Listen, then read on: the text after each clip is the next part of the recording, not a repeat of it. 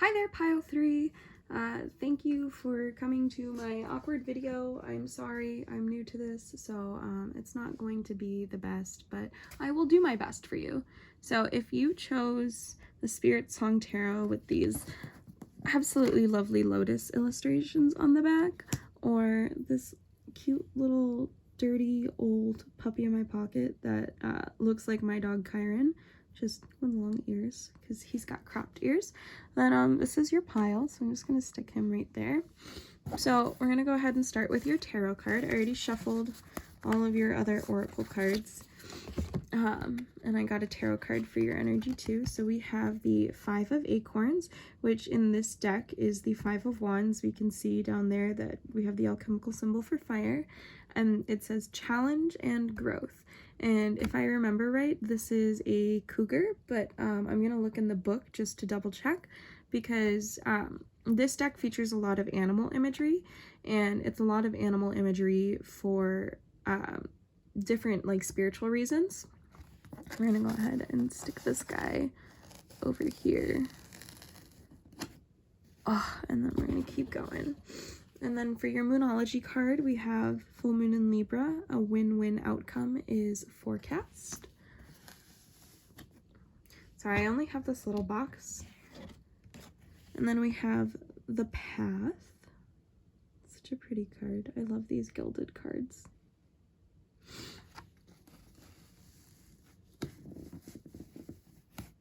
And then for your spirit animal, we have Firefly.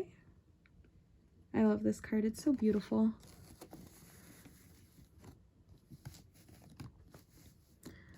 And then for your prima materia, we have Mitnarium. I'm not sure how to pronounce it exactly. I'm really bad with these.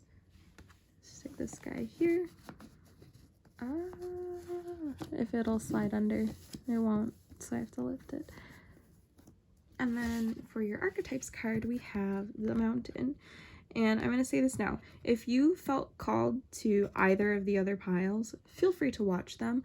Not just because that is your right, but also because the Mountain is featured in pile 1's archetype card. But the energy of the Mountain card is also supported by one of the archetypal cards in the second deck, or the second pile. So honestly, they all kind of tie together in their own way. I also think it's really interesting that we have the Path and the Mountain, because the Mountain specifically talks about how the path is not always what it seems, you know, like it's not always about reaching the top. We have to look within the heart of the mountain, because that's where we find all of the gems and the rich minerals of the earth and everything else that helps us to create. So looking at this, the mountain is referred to as like the ascent.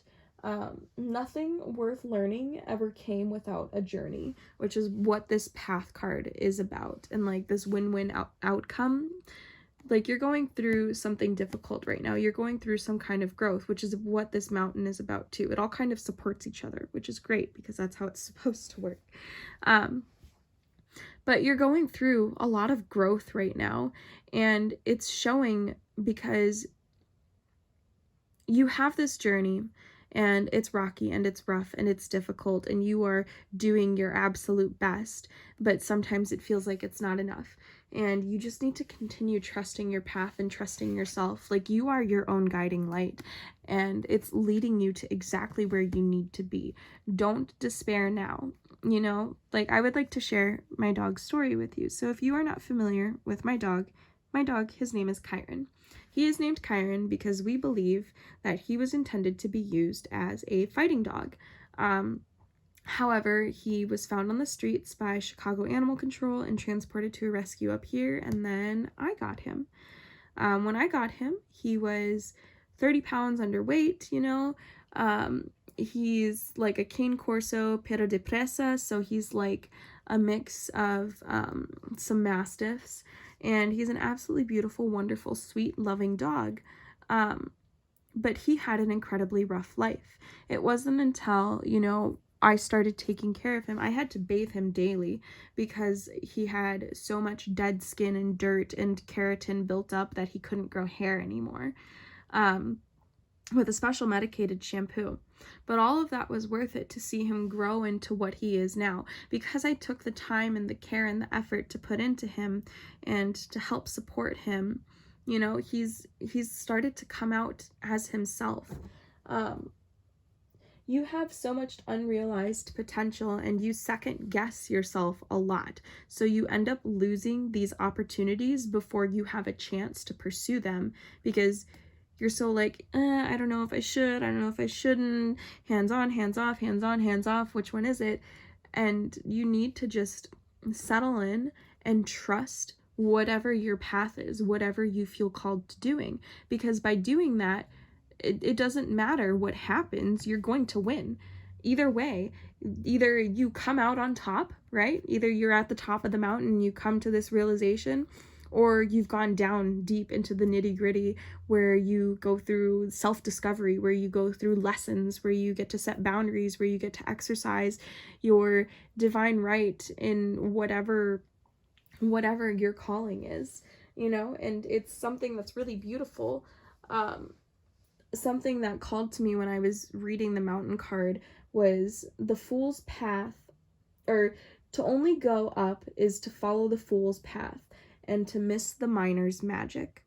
And so with that, it means to only follow to the crest of the mountain is the fool's path, and to miss all of the true value that's within, you know? I think that also kind of speaks to like surface level value versus internal value. Surface level value is something that comes and goes, you know, it changes daily. But who you are at your core, what you have to offer the world as a human being is something completely different. And that's something that's truly valuable. Like, you are this bright shining light, and you have the ability to guide the path of not just yourself, but of others too. If you would just move, just take a step forward, because no matter what, you're going to win. No matter what, you're going to come out on top. No matter what, you're going to go through this and you're going to grow. So let's go ahead and get some tarot. I just have too many cards. I'll take this one, but I have this little mini deck. So this is the Seven of Wands. This is actually one of my favorite cards in this deck. I don't have a lot of space. I just have this little box right now, so I'm trying to make it all work. Let's go ahead and get 4 more cards, please. We have the Wheel of Fortune. Oh, there's a snowy owl. If you feel drawn to owls at all, please check out pile 1. There's a lot of owls in there, a lot of Aquarius energy too. You might be a mystic or a healer. Or an Aquarius. Alright. As I say that, we get another owl. Daughter of Swords, which is the Page of Swords. And then we also got the 4 of Swords. And we just need 1 more. And if you like this deck, or the Animal Oracle deck, or the Archetypes deck, they're all done by a wonderful artist named Kim Kranz. Alright, pile 3. 1 more card, please. There we go. And we got another owl. So you should probably check out pile 1 too. All these piles seem to kind of be tied together. You all seem to be going through like very similar energies. So what I see here is somebody stepping away and learning to find peace, which is what this is, within their power. You're learning to take the decisive actions and to set the boundaries that you need to set, and to follow the things that bring you peace, because the things that bring you peace are the things that are going to propel you into the future. The Son of Swords is decisive action, but it's also about cutting away the things that don't serve you anymore, cutting away the people that don't serve you, cutting away the situations that don't serve you. It's about moving forward into life ready to take on whatever is coming, because you've found this inner peace. You've recognized that no matter what step you take, it will always be the right direction, because it is your path and it is the right direction for you. So things are changing for you right now. You're going to go through some kind of fortuitous change, and things are going to look up in a way that seems very different from what you've experienced before. Embrace it. Embrace that abnormality and learn about it and use it to foster the peace that you're trying to create within yourself, and use it to recognize the value that you have. Again, you are this light. You are this guiding light. All the others fall away and you stand alone because you know what's right for you. You just need to understand that you can just go out and take it. You literally, like, it's a win-win outcome. No matter what you do, no matter what choice you make, it will always be the right choice, as long as it is a choice motivated by what you want, by what you feel is right for you.